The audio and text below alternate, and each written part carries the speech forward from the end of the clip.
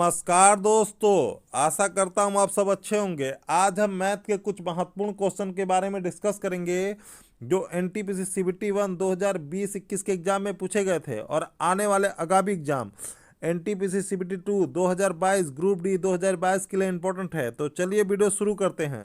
First question है, एक समलंब चतुर्भुज की समांतर भुजा 15 मीटर और 8 मीटर है और उनके बीच की दूरी 12 मीटर है, तो समलंब चतुर्भुज से घिरे हुए क्षेत्र का क्षेत्रफल ज्ञात कीजिए। तो चलिए क्वेश्चन बनाते हैं। पहले देखते हैं समलंब चतुर्भुज क्या होती है। एक समलंब चतुर्भुज की आकृति एस ए बी सी और डी और इनके बीच में एक लाइन होती है जो 90 डिग्री एंगल बनाती है, इसको बोलते हैं इसकी हाइट।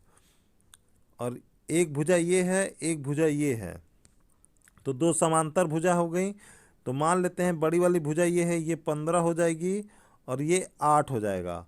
और इनके बीच की दूरी, ये इनकी बीच की दूरी है, तो ऊंचाई बराबर 12।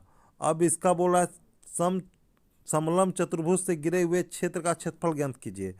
तो आपको पता होना चाहिए समलंब चतुर्भुज का क्षेत्रफल होता है एरिया बराबर 1/2 समांतर भुजाओं का योग।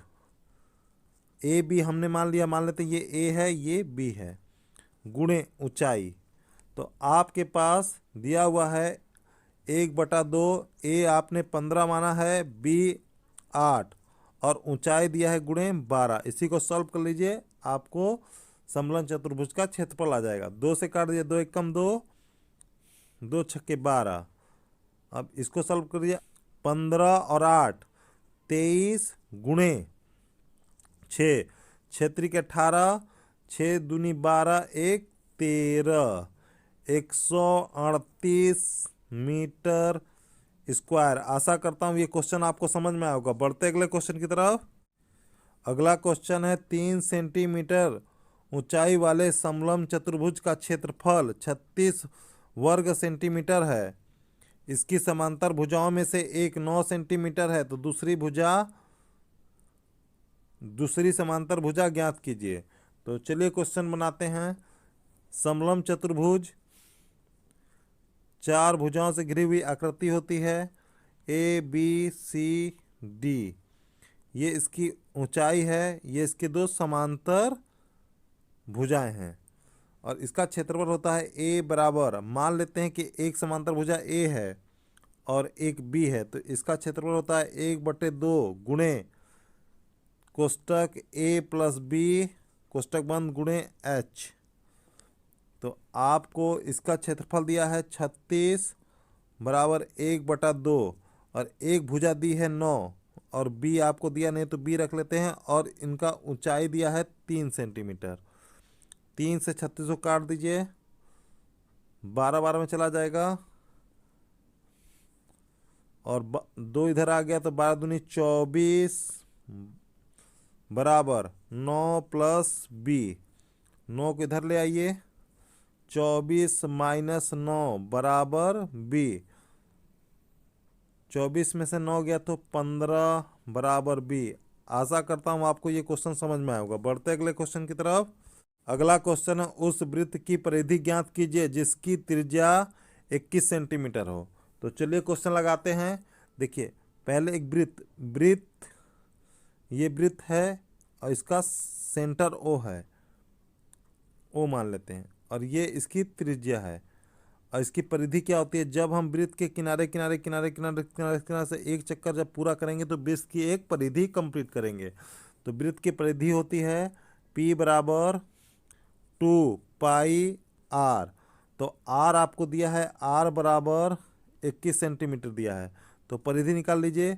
P बराबर 2 और पाई का मान होता है 22/7, तो 22/7 और r आपको दिया है 21, तो 21 गुणे 21, 7 से काट दीजिए 21 को 3 बार में, तो 22 दूना 44 गुणे 3।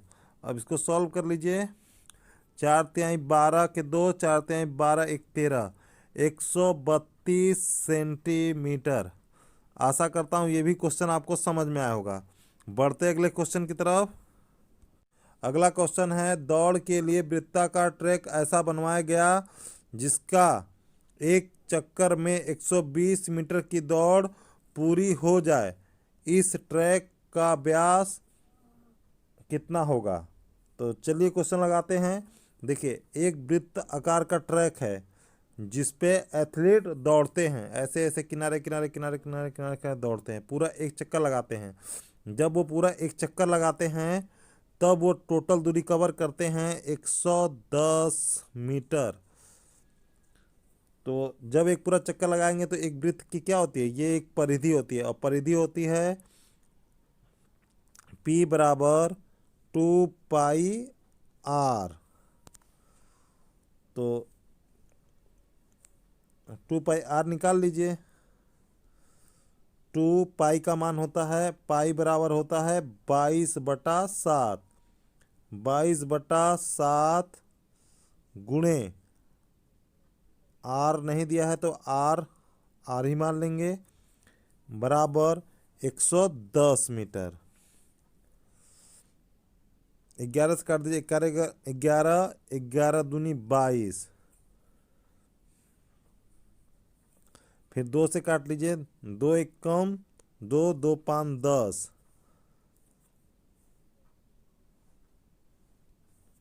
आर बराबर 5 × 7/2।